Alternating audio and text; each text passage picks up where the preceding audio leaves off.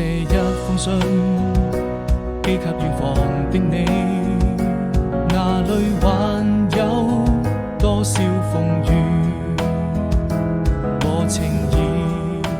腳下時還玩笑可睡，存留不捨流淌記憶。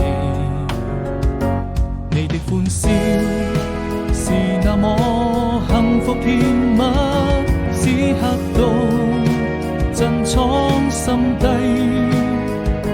靜下回憶，陪着你漸漸遠去。我需這一生，只要還能為你找回自己。寂寞的時候，請點一盞燈亮起，在無數個黑夜裏，但永遠都不會分離。